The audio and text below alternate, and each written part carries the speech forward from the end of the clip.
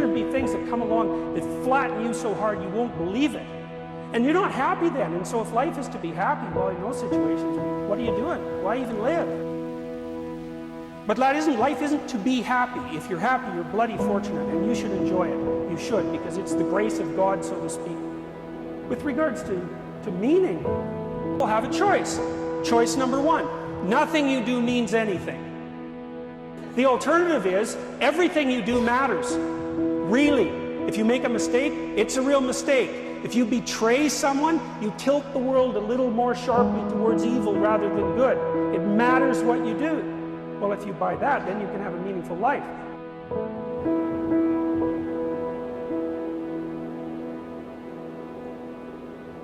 I want people not to be afraid to be themselves, no matter what circumstances they're in. Your situation doesn't define who you are. You define who you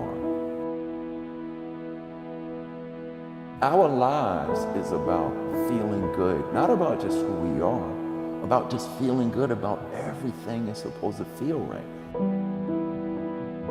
Mindset I'm defining as what's possible in your life, right? Think about the area that you're not making progress in, and mindset is the set of assumptions and attitudes we have around something, around how the world works, especially what we believe is possible, what we believe we're capable of, what we believe we deserve.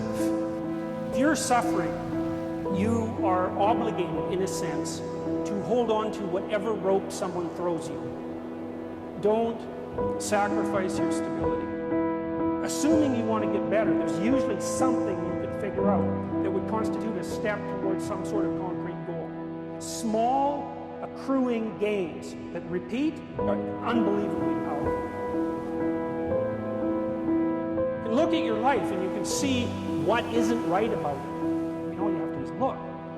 And then you can start to fix that. And the way you fix it is by noticing what you could, in fact, fix.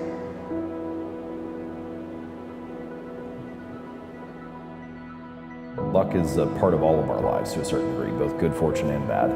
But by definition, you don't have control over luck.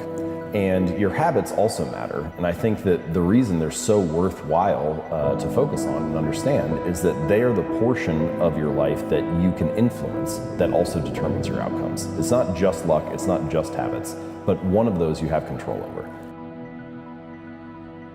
There's a difference between knowing something and walking it in your heart and your body.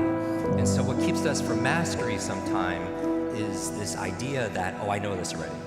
You know, go get to the other stuff that you're really holding back.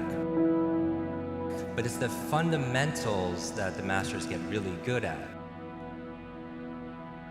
And if you ask yourself, how come I can never do this, or how come I can never be this person, or how come I can't earn this money, your brain's gonna find evidence to support that. If you knew how truly powerful your mind was, you wouldn't say or think something you didn't want to be true.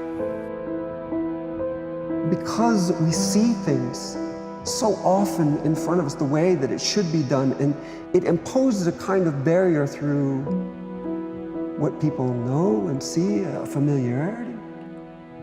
But maybe you can change something within you that can be just outside a new set of axioms, some new skill set that will take you further. Your outcomes in life are often a lagging measure of your habits. A lot of the time people talk about, I want to have more money, or I want to lose weight, or I want some kind of result. But the truth is, your bank account is a lagging measure of your financial habits. Your weight is a lagging measure of your eating habits. Your knowledge is a lagging measure of your learning and reading habits.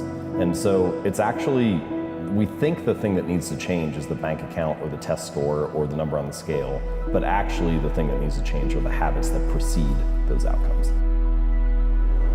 Whatever you've done up to this point, all that it really is a duplication, it's a reproduction of what you believe subconsciously that you deserve and what's possible for your life. Mindset is the area of possibility. The mindset really is the what and the who you are. They say the two most powerful words in the English language are the shortest, I am. Because whatever you put after that is is your life, is your destiny.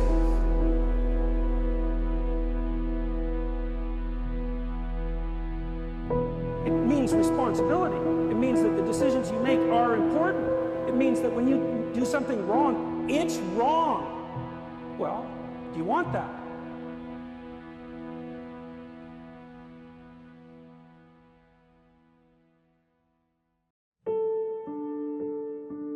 Is the first thing that keeps us from doing something is the mindset that we don't deserve it, or it's not possible, right? The second force that keeps us stuck, which is your motivation. And motivation for me is not something where you get really excited. I believe there's a formula for sustainable motivation, and it's these three things. This is the formula to be motivated. It's reasons times energy times small, simple steps. But usually when you get what you thought you wanted, the fire goes away. So if there's anything, just find joy in what you do for the sake of it. And then recognize how you're being shaped in the process, and hopefully you become a better man through it.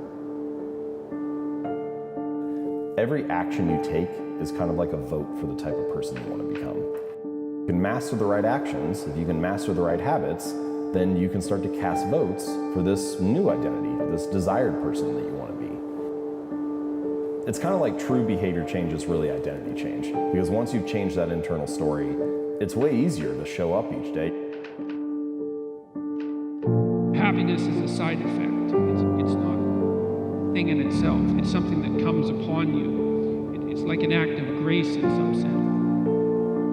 You cannot will yourself to be happy. The most effective means of pursuing the good life, which is not the same as pursuing happiness, is to adopt something like a stance of maximum responsibility.